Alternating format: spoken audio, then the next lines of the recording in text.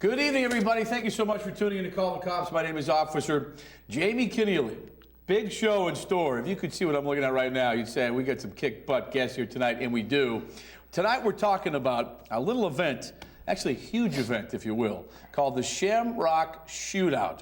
This thing, take a look at some of the video. We have plenty of video to show you.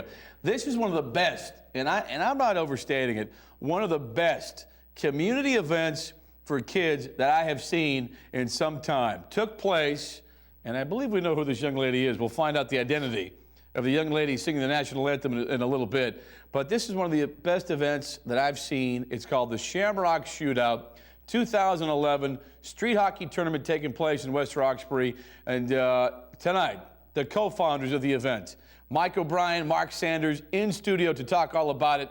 In fact, we caught up to Mike O'Brien the day of the event. We asked the obvious question, and we asked him, hey, what makes this event so special? And in answer to that question, Mr. O'Brien had this to say. What makes it so special, it's a great community event. We have over 80 volunteers, 400 kids, and it's free for all the kids, thanks to our sponsors, many generous sponsors, city councilors, state reps, all the stores, the banks, the pizza stores. You know, we basically provide everybody with a free stick, a free shirt, pizza, entertainment, and it's just a great community day. It was an unbelievable day. Mike O'Brien, Mark Sanders, co-founded the event. They're here tonight. Other stuff to get to. Check out the video here, folks. This is St. Patrick's Day. This is the Franciscan Children's Hospital over in Brighton. Members of the Boston Police Department, the Gala column, stopping by. And let me ask you, how cool is this? Stopping by to visit some kids, clearly in need of a reason to smile. And I got to say, the members of the Pipes and Drums, the Gala column, stopped by and gave them reason to smile. Just, I mean, take a look. How cool is that? And I just, kudos to the Pipes and Drums for being as great as they are. And again, stopping by the Franciscan Children's Hospital on St. Patrick's Day. All right, other stuff to get to. I want to thank last week's guest. If you saw the show, you saw Bobby Anthony, the department chronologist in the house, talking about about Bernard McGinniskin. Who is Bernard Barney McGinniskin? Well, he was the department's first Irish-born police officer, hired back in 1851. They celebrated his memory at the Mount Washington Bank on St. Paddy's Day. Commissioner was there.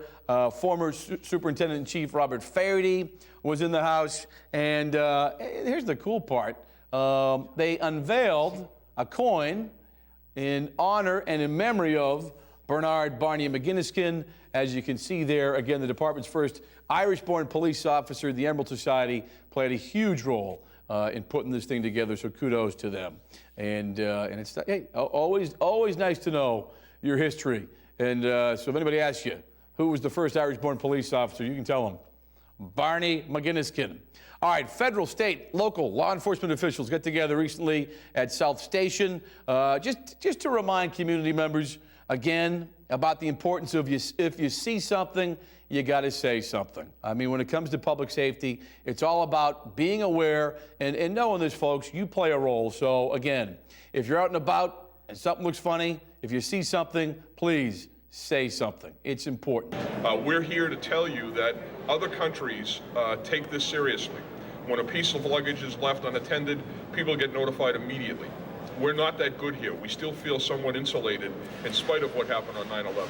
It's our responsibility, myself and our other officers who are over here in uniform and in plain clothes, to make it clear that this is a real threat, that we need to be paying attention to it, and we need to do better. We'll take the calls. Call us, tell us. We'd rather check something out than to have something happen. But we know that government money by itself, or government activity by itself, it is not solely the answer. That's why we want the public to be our partner. And that's why the See Something, Say Something campaign, Amtrak now is using it. They deployed it last spring. It is spreading across the country like wildfire. It was already here in Boston. Now, of course, it's going to be here in an even bigger way. That, of course, was Homeland Security Secretary Janet Napolitano. All right, promotional ceremony recently held at the IBEW Hall over in Dorchester. Mayor Menino, Commissioner Davis, Chief Linsky, all on hand and in attendance, all there to congratulate and to promote to the position of Deputy Superintendent the following. Deputy Superintendent Cullum Lydon, Deputy Superintendent Steve Whitman, to the position of Deputy Superintendent Kelly Nee, and to the position of Deputy Superintendent Randy Halstead. So congratulations to all of these people, because of course they outrank me, and we want to say nice things about them. But congratulations and good luck to all the newest wave of deputy superintendents for the Boston Police Department. All right, if you've been watching the show, and I know you have, but we told you about Elaine Driscoll recently. She appeared on the cover of, as you can see there, PR Week magazine. And, you know, let me just say this. If that wasn't cool enough, it gets better, because Elaine and members of her office recently received an award, and the award named them as the best public sector PR department in the country. That's pretty good. All right, Commissioner's Cup, the hockey tournament of all hockey tournaments, almost as good as the Shamrock Shootout. Fast approaching. The tournament kicks off this Monday. You're taking a look, or you're looking at Charlie Daniels. Charlie Daniels, last year's tourney MVP. All the exciting action kicks off Monday, April 4th. Roach Arena up in West Roxbury. For more information, or for, look at this kid, man. He got some game. Yeah, Charlie Daniels. If you're looking for the full schedule, please go to BPD News. Nice, Dave. Like that. Bottom of the screen for all the information you need about the Commissioner's Cup. All right, let's keep the video up. And I'd like my guests to chime in. But we've got the co-founders of the Shamrock Shootout. Again, folks, you know, I can't say enough about it. One of the best community events I've seen in my lifetime. This thing was awesome. And this is the scene, St. Patrick's Day, Temple Street, West Roxbury. And Obi, feel free to chime in. How cool was this thing? It was a great event. Actually, before I comment on it, I'd like to present you with a hat. I'll take the hat. A Shamrock Shootout hat and an official Shamrock Shootout shirt on behalf of me and Mike. I will wear the hat and the t-shirt. The shirt is... How cool. Get a shot of the t-shirt if we can, guys. How awesome is that? Shirt. There's a list of all the sponsors, all the community businesses, the politicians that actually help us make this a successful event. And thanks to you for coming. Dude, you kidding me? I had a blast. All right, I'm going to wear my hat and my shirt. Let's see some of the vids if we can, Dave. I want to go back to it. And I wanted to, and it's going to come back again, but just real quick, Mikey first, how awesome was this day? It was a great day. It was a great community event. A lot of work went into it, but and we had over 80 volunteers, and when you put that many people, you know, together for a cause like this and for an event like this, it works. But I mean, our wives, Michelle Sanders and Mary Beth O'Brien and Marie Tracy, who's one of the other, point people as far as the volunteers go, really pitched in well. And as folks are watching, and Marky, same question to you. I mean, just looking at some of the footage, how great was this day? It was a great day.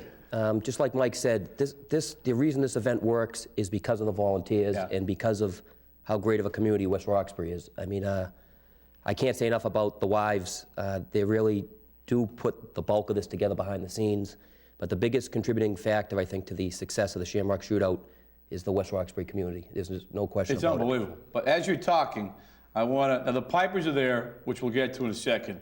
But if you could help me out with the identity of the young girl who sang the national anthem, and I'm pretty sure we have video of her coming up, who I thought did an awesome job. She did. Speaking of the devil, she's hiding behind the American flag. Yeah, I've seen her once or twice before. That's my daughter, Madison Sanders. That is your daughter? That's my daughter, Madison Sanders. And she has sung the national anthem the last year and this year, and she'll be singing it at the Little League opening day coming up in West Roxbury. She was awesome.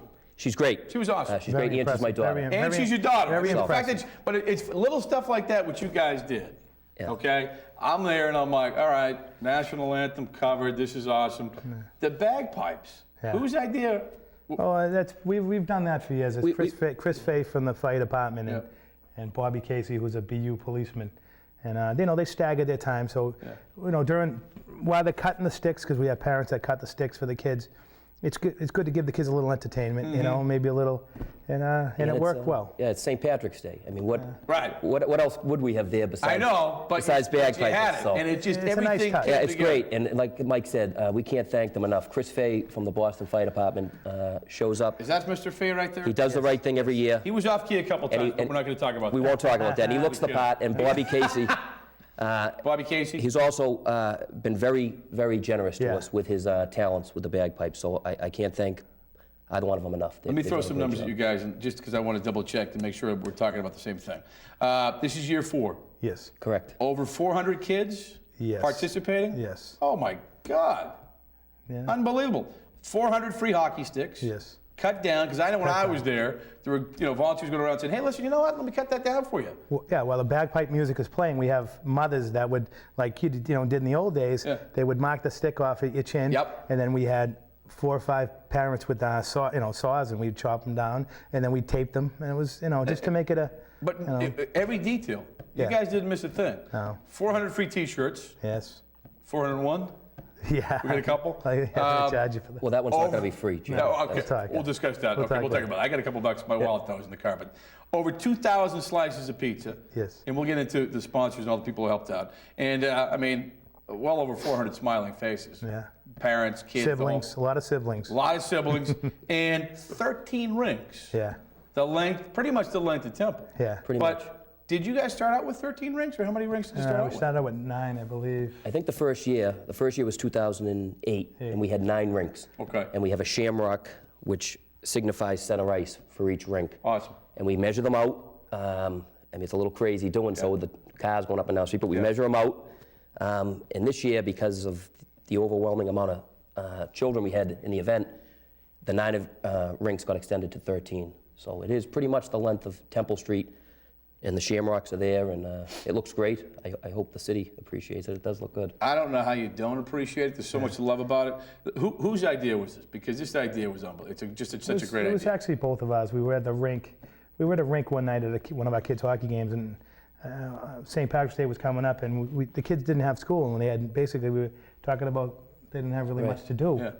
So we actually came up with this idea of street hockey tournament. And It started out really as a But why true. not, let me ask you this. So you come with, why not go down the field? Why not go down to Fallon or someplace where because there's... street hockey's traditionally played on the street. We wanted to Awesome, man. kick That's it. exactly what it is. And- That's why they call it street hockey. And by the way, I think we should thank John Bailey and Paul McCaffrey from the Parks and Rec Department who helped us out with the permitting for this, and they've been great to us. Yeah, along with the good guys. District 6 Public Works Yeah, guys. exactly. They've been Frank awesome. Frank O'Brien and his the staff District 6 have been guys fantastic. have been great.